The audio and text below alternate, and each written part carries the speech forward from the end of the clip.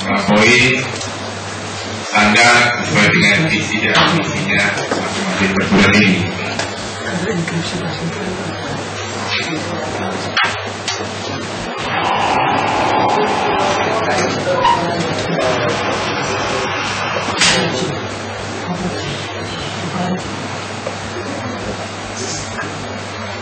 Untuk mencapai visi kependidikan tahun 2005 tersebut, agar kita Indonesia berdasarkan mendidik memang mau tidak mau yang perguruan tinggi harus minimal wajibnya 8 itu yang harus dilaksanakan dan diharapkan melalui internal dari masing-masing perguruan tinggi dapat melampaui.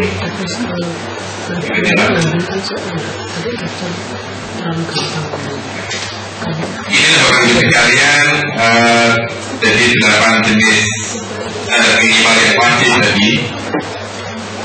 Selain itu diharapkannya masing-masing perguruan tinggi itu melakukan yang lebih tadi. Yang pertama adalah penelitian dan publikasi, pengabdian kepada masyarakat. Yang ketiga adalah dengan sistem informasinya. Keempat, kerjasama institusional dalam dan luar negeri, kemahasiswaan, berikutnya atmosfer akademik, sumber pembiayaan, dan yang terakhir adalah bidang lain sesuai etikat perguruan tinggi yang bersangkutan. Inilah yang kira-kira nanti diharapkan masing-masing perguruan tinggi melakukan hal tersebut.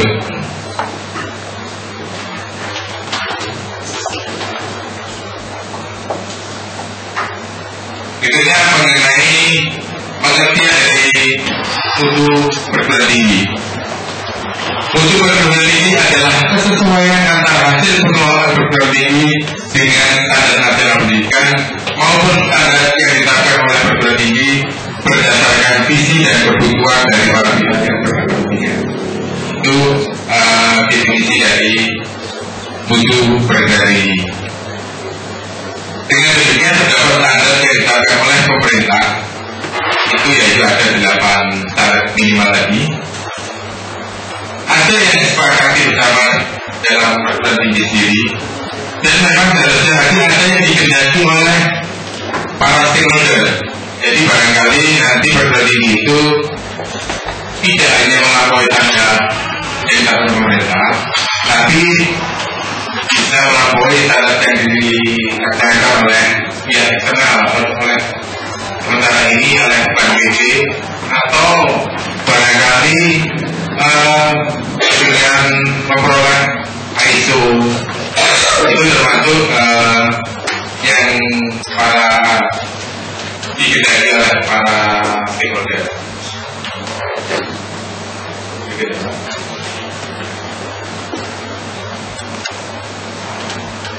Penjamin mutu itu adalah yang paling pokoknya, paling pokok itu adalah para stakeholder itu memperoleh kepuasan.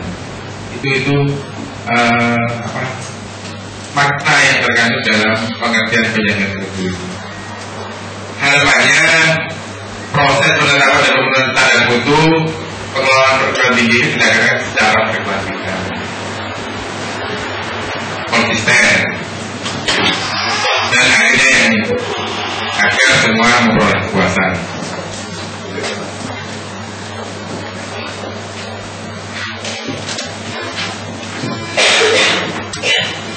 Bagaimana sih perguruan tinggi itu dinyatakan bermutu atau berkualitas? Itu ada 3 Bapak sekalian. Jadi yang pertama adalah perguruan tinggi mampu menetapkan dan mewujudkan visi dan visinya melalui standar misinya.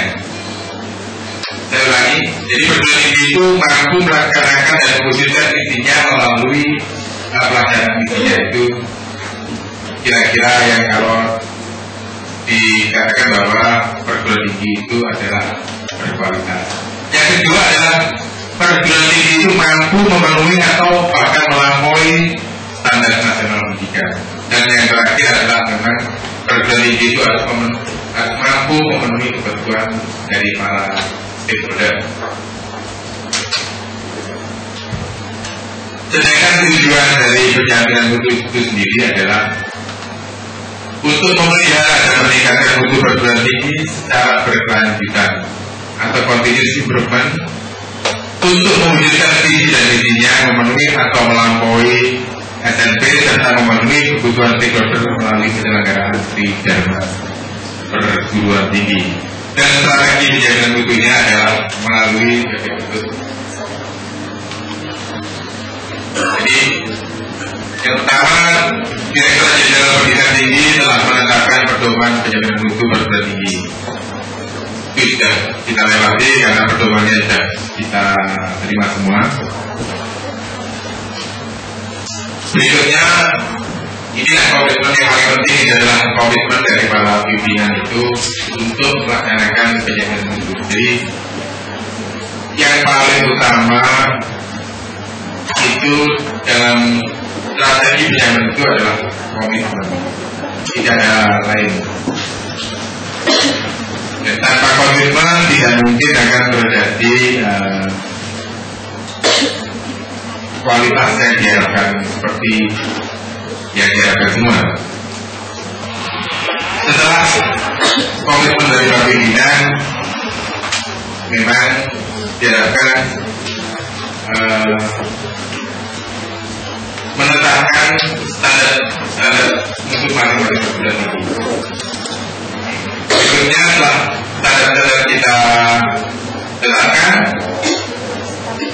tentu ya harus dilaksanakan dan dijalankan, dikawal dengan mereka bekerja sesuai hasil-hasil yang telah ditetapkan semula. Di samping itu, untuk menambah kualitas perguruan tinggi, diharapkan memang setiap perguruan tinggi itu hanya tidak dengan standar yang seperti, kalau bisa diharapkan memang melakukan benchmarking perguruan tinggi yang lain. Itu kira-kira nanti yang akan disampaikan oleh Konsel lebih mendalam lagi.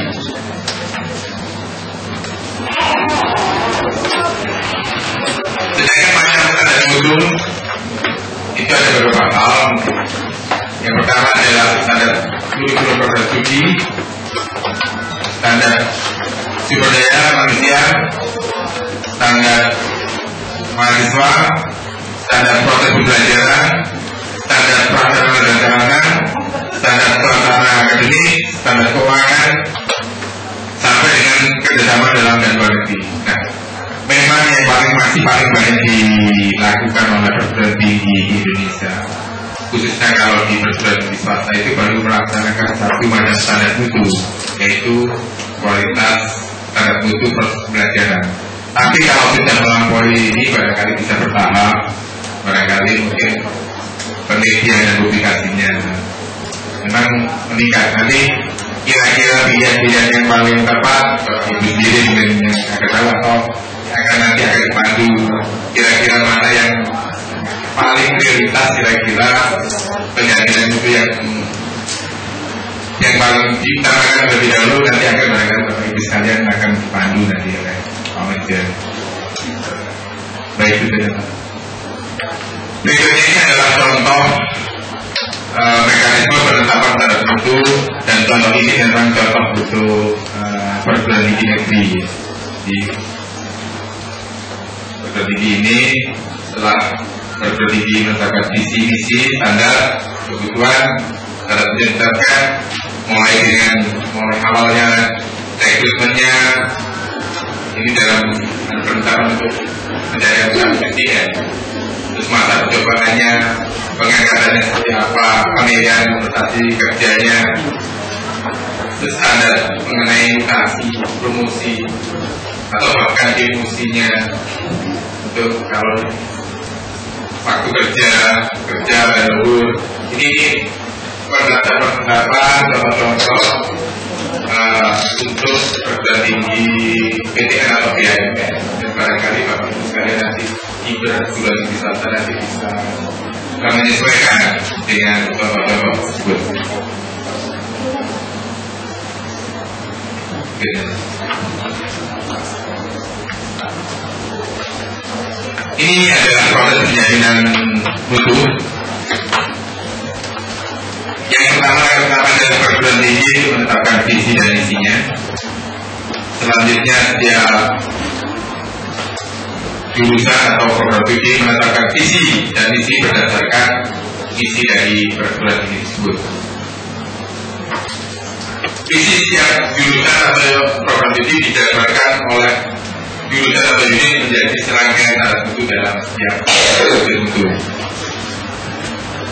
Sedangkan perguruan tinggi menetapkan organisasi dan mekanisme kerja penjaminan mutu. Dan yang terakhir memang diharapkan setiap perguruan tinggi itu mengevaluasi dan merevisi secara terus-menerus. Itu proses-proses penjaminan mutu. Nanti barangkali akan lebih gampang lagi, barangkali ada sudah direvisi dan mana yang paling cocok akan nanti akan dilakukan oleh menjadi berikutnya. Nah, ini gambaran penjaminan mutu yang kondisi saat ini baru sekalian. Seharusnya di kolom SPM itu memang sudah ada jadinya PDBT. Tapi sampai saat ini